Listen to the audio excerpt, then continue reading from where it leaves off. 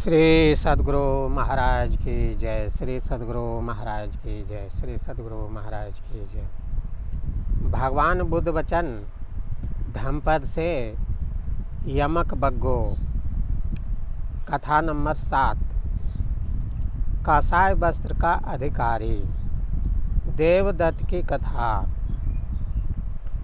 एक समय राजगृहवासी उपासकों ने आयुष्मान सारिपुत्र के उपदेशों को सुनकर आपस में चंदा कर भिक्षु संघ को भोजन दान दिया।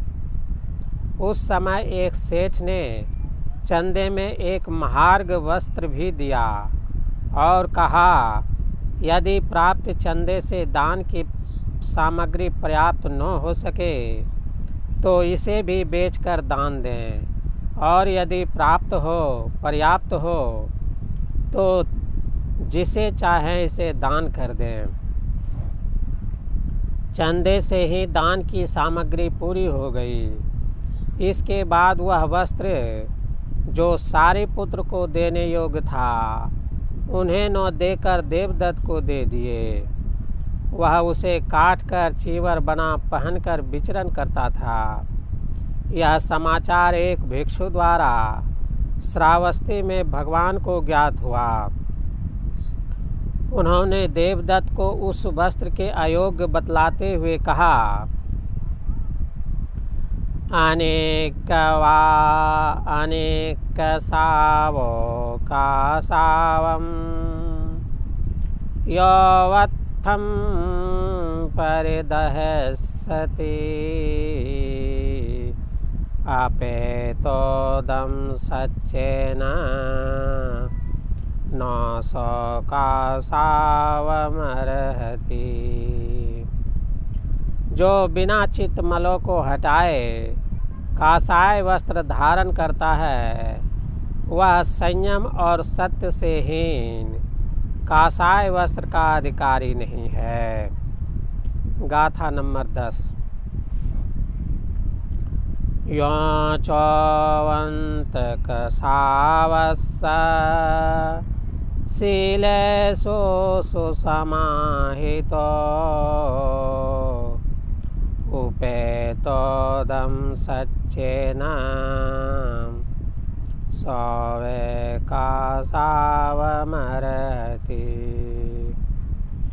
जिसने चित्तमलों को त्याग दिया है, शील पर प्रतिष्ठित है, संयम और सत्य से युक्त है, वही कासाय वस्त्र का अधिकारी है। श्री सद्गुरु महाराज की जय। प्रभु प्रेमियों, भगवान बुद्ध वचन धम्मपद के गाथा नंबर 9-10 में देवदत्त की कथा है। इस कथा को ऋषिकेश शरण जी ने भी संपादित करके लिखा है। आइए ऋषिकेश शरण द्वारा संपादित कथा को सुने। कासाय वस्त्र का अधिकारी कौन? देवदत्त की कथा। स्थान जेतवन श्रावस्ती। एक बार अग्र श्रावक सारिपुत्र तथा महामोग्गलान अपने भिक्षुओं के साथ राजगृह में चारका के लिए निकले। राजगृहवासी उन्हें 2-3 या बड़े समूह में दान लेने लगे। भंते सारिपुत्र ने उन्हें दान की महिमा समझाते हुए बताया, कोई व्यक्ति अगर स्वयं दान तो करता है पर दूसरों को दान के लिए प्रेरित नहीं करता, वह अगले जन्म में स्वयं तो भोगेश्वर प्राप्त कर लेता है परंतु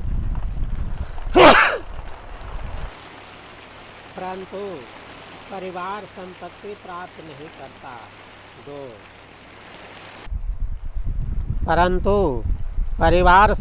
प्राप्त नहीं करता। 2 कोई व्यक्ति जो स्वयं तो दान नहीं करता पर दूसरों को दान देने के लिए प्रेरित करता है, वह अगले जन्म में परिवार संपत्ति प्राप्त कर लेता है, पर स्वयं कोई भोग ऐश्वर्य प्राप्त नहीं करता। नंबर 3, जो व्यक्ति न तो स्वयं दान देता है और न दूसरों को दान देने के लिए प्रेरित करता है, वह अगले जन्म में न तो कोई परिवार संपत्ति प्राप्त करता है और न स्वयं कोई भोग ऐश्वर्य प्राप्त करता है। उसे भोजन भी दुर्लभ हो जाता है। इसके विपरीत चौथे किस्म का आदमी वह होता है जो स्वयं भी दान देता है और दूसरों को भी दान देने के लिए प्रेरित करता है।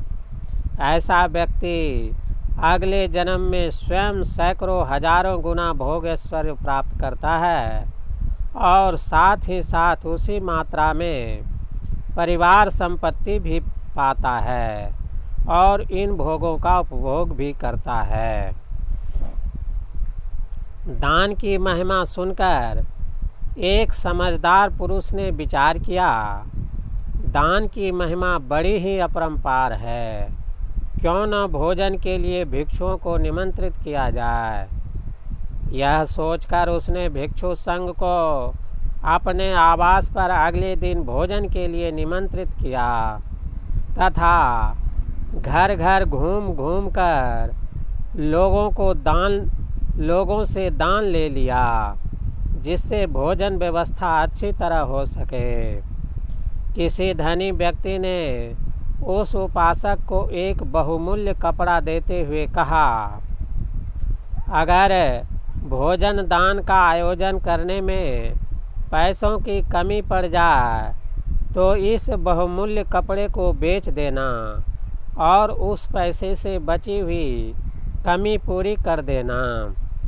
मगर कमी न पड़े तो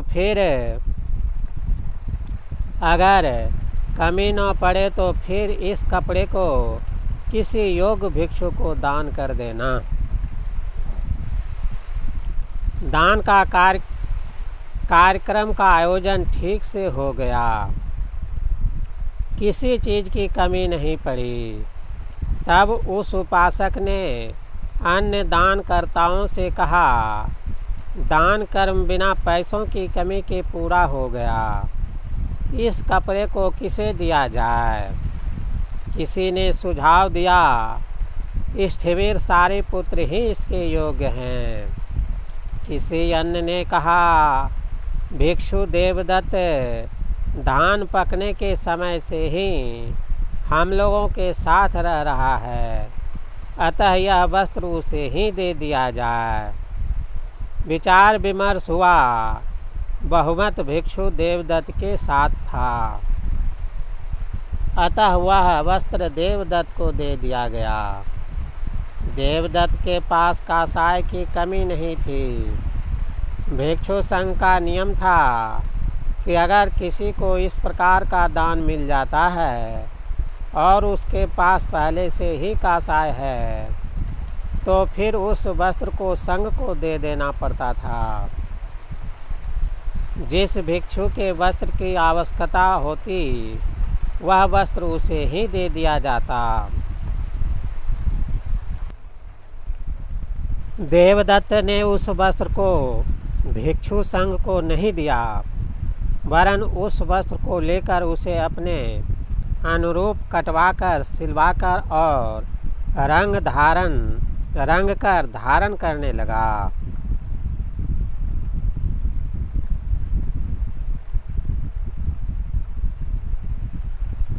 आम जनता ने देवदत्त को वह वस्त्र धारण किए देखा।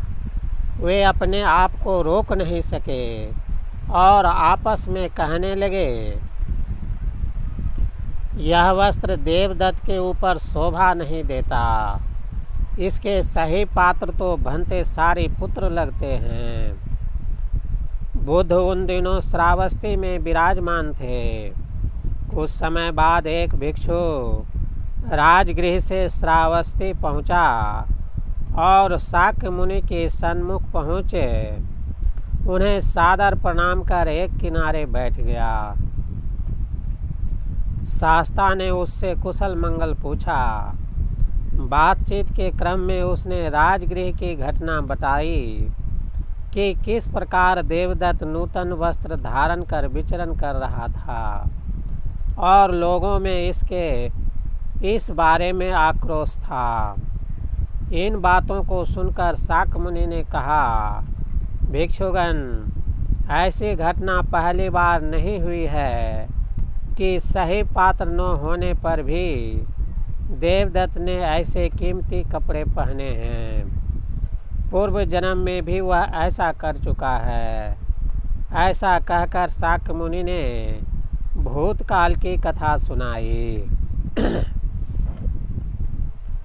पूर्व काल में जब बनारसी में राजा ब्रह्मदत्त राज करते थे, तब एक गज घातक हाथियों को मारकर उनसे प्राप्त दांत, नख, आंत, मांस आदि बेचकर जीवन यापन करता था। उन दिनों पच्चेक बुद्ध जंगल में साधना करते थे। जंगल में विचरण करते समय हाथी जब भी पच्चेक बुद्ध को देखते तो वे उन्हें झुककर प्रणाम कर आगे बढ़ते थे। एक दिन गज घातक ने यह देखा तो सोचा, इन हाथियों को मारना बड़ा ही आसान है। अगर मुझे भी कहीं से कासाय वस्त्र मिल जाए तो उसे पहनकर मैं इन हाथियों को आसानी से मार सकूंगा। ऐसा विचार कर वह कासाय वस्त्र की खोज में लग गया। एक दिन उसने किसी भिक्षु को वस्त्र उतार तालाब में स्नान करते हुए देखा। उसने भिक्षु का वस्त्र चुरा लिया। वह उसे ओढ़कर बैठने लगा। हाथी जब उसे प्रणाम कर आगे बढ़ते तो वह अंतिम हाथी को भाला मारकर उसकी हत्या कर दिया करता था। उसका दांत आदि निकाल कर बेच देता था तथा बचा खुचा अंश धरती में गाड़ देता था। आगे चलकर एक बोधिसत्व हाथियों के राजा बने। वह बोधिसत्व हाथी भी अपने पूर्वजों की आदत के अनुसार गज घातक को प्रणाम कर आगे बढ़ता था। एक दिन हस्तिराज ने अपने साथियों से विचार किया, लगता है हमारी संख्या प्रतिदिन घटती जा रही है। अगर कोई हाथी यहाँ से कहीं जाता तो बिना बताए नहीं जाता। अवश्य ही कोई हमारे साथ शत्रुतापूर्ण व्यवहार कर रहा है। मुझे उस कासायधारी पर शक हो रहा है। एक दिन सभी हाथियों ने से मंत्रणा कर गजराज ने हस्ती समूह को आगे भेज दिया और स्वयं सबसे अंत में चला।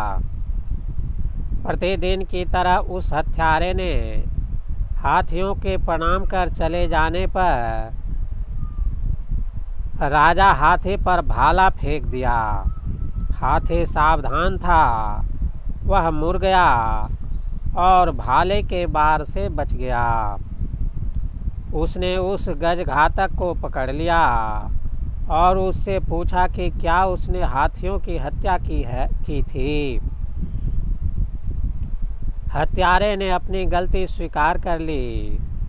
तब हस्तिराज ने सोचा, अगर मैं इसकी हत्या कर देता हूँ तो हजारों बुद्ध, पच्चेक बुद्ध और क्षीणाश्रव भिक्षुओं को यह सोचकर लज्जा होगी कि कसायधारी भी जीव हत्या करते हैं।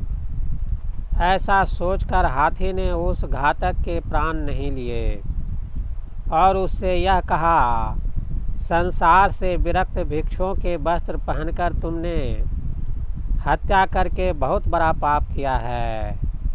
तुम उस कासाय वस्त्र के अधिकारी नहीं थे। जो व्यक्ति भीतर से निर्मल और पवित्र है वही कासाय वस्त्र का अधिकारी है।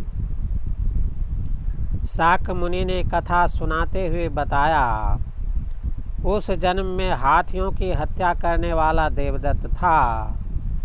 और हाथियों का राजा मैं था। इस प्रकार अधिकारी न होते हुए भी देवदत्त ने भूतकाल में भी काषाय वस्त्र धारण किया था। ऐसा कहकर शास्ता ने ये दो गाथाएं सुनाई।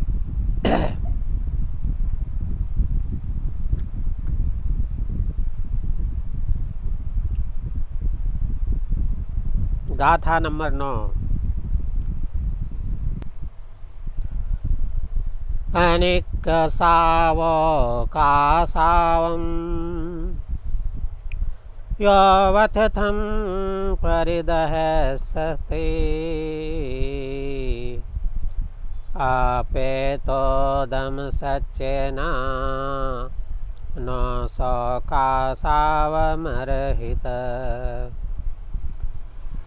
जिसने अपने मन को स्वच्छ नहीं किया है और काषाय वस्त्र धारण करता है, सत्य और संयम से हीन ऐसा व्यक्ति काषाय वस्त्र धारण करने का अधिकारी नहीं है। गाथा नंबर 10। यो चौवंतक सावस्य शीलेषु सुसमाहितो उपेतोदम सच्चेन सवे कासावमर्हित। जिसने अपने मन को स्वच्छ कर दिया है और तब वह काषाय वस्त्र धारण करता है, सत्य और संयम युक्त ऐसा व्यक्ति काषाय वस्त्र धारण करने का अधिकारी है। श्री सद्गुरु महाराज की जय। श्री सद्गुरु महाराज की जय। प्रभु प्रेमियों, आप लोगों की जानकारी के लिए बता दूं कि यह धम्मपद पुस्तक को आप सत्संग ध्यान स्टोर से ऑनलाइन मंगा सकते हैं। श्री सद्गुरु महाराज की जय।